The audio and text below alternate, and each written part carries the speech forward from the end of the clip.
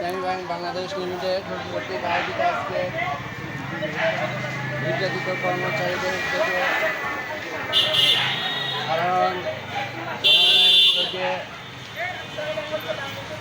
নিয়োগে আশ্বাসী ছাত্রদের উদ্যোগে আজকে আয়োজিত মানববন্ধনে আমরা যে দাবিতে অংশগ্রহণ করেছি এই ব্যাংকের বিগত সময়ে স্বৈরাচার সরকারের সময়ে শেখ হাসিনার সরকারের সময়ে এস আলম গ্রুপ অবৈধভাবে কিছু নিয়োগ বাণিজ্য করেছে। নিয়োগ বাণিজ্যের মাধ্যমে যাদেরকে নিয়োগ দেওয়া হয়েছিল তারা ছিল অসাধু, তারা এই ব্যাংকে ক্ষতিগ্রস্ত করার চেষ্টা করেছে, এই ব্যাংকের অর্থ লোপাট করার চেষ্টা করেছে।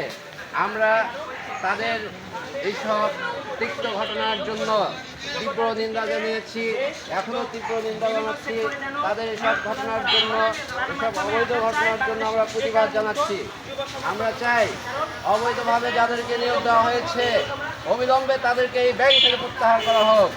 এই ব্যাংকের কোনো জায়গায়, কোনো শাখায়, কোনো বিভাগে যেন তাদেরকে স্থায়ীকরণ না করা হয়, তাদেরকে যেন অতি দ্রুত তাদেরকে বরখাস্ত করে ব্যাংকে কলঙ্কমুক্ত করতে হবে। আমরা ব্যাংক কর্তৃপক্ষের কাছে দাবি জানাচ্ছি তাদেরকে, যারা এই চালন গ্রুপ কর্তৃক নিয়োগপ্রাপ্ত হয়েছে, স্বৈরাচার সরকারের সময় যারা নিয়োগপ্রাপ্ত হয়েছে অবিলম্বে তাদেরকে বরখাস্ত করে এই ব্যাংকে নিষ্কলঙ্ক করার জন্য চেষ্টা করবেন ইনশাআল্লাহ। ব্যাংকের কর্মকর্তাদের মুক্তিযোদ্ধা আহ্বান থাকবে, আমরা আপনাদের সাথে আছি। আপনারা চেষ্টা করুন এই ব্যাংক থেকে অসাধুদেরকে বিদায় করে ব্যাংককে একটি স্বচ্ছ এবং জনগণের আস্থার প্রতীক হিসেবে দাঁড় করার চেষ্টা করুন।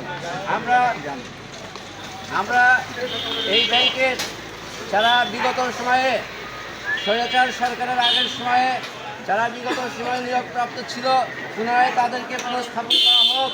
যে সকল অফিসাররা এই ব্যাংকে দুর্নীতিমুক্ত করার চেষ্টা করেন তাদেরকে এই ব্যাংকে পুনরায় নিয়োগপ্রাপ্ত করা হোক। জি, ধন্যবাদ সকলকে। এবং যারা খাইছে এই টাকা আমরা ফেরত দেওয়ার চেষ্টা করছি। এই জন্য আমাদের ব্যাংক যেন থাকে, আমাদের ব্যাংক এটা হলো ইসলামী অর্থনীতি না হলে ইসলাম কায়েম হবে না। আমরা ইসলামী অর্থনীতি কায়েম করার জন্য এই ব্যাংক করেছি। এবং ইসলামী অর্থনীতি কায়েম করার জন্যে এই ব্যাংক যারা ক্ষতিগ্রস্ত করার চেষ্টা করছে তাদের বিচার চাই, আর তাদের টাকা পয়সা যারা নিয়েছে সে সবগুলো টাকা আমরা ফেরত নেওয়ার জন্য সরকারের প্রতি আহ্বান জানাচ্ছি। আর আমরা এই ব্যাংকটা যেন রোজ কেমন সুন্দর বেঁচে থাকে, ইসলামী অর্থনীতির জন্য বিরাট সহায়ক হয়। আমরা যেন এই কাজ করে আমরা যেন ব্যাংকটা চালিয়ে আল্লাহর দিন এই জমিনে কায়েম করতে পারি, কোরআনের বিধান কায়েম করতে পারি। ইসলামী অর্থনীতি হবে, ইসলামী অর্থনীতি না হলে কোরআনের বিধান কায়েম করা সম্ভব না। এইগুলি আমার কথা শেষ করছি। আলহামদুলিল্লাহ।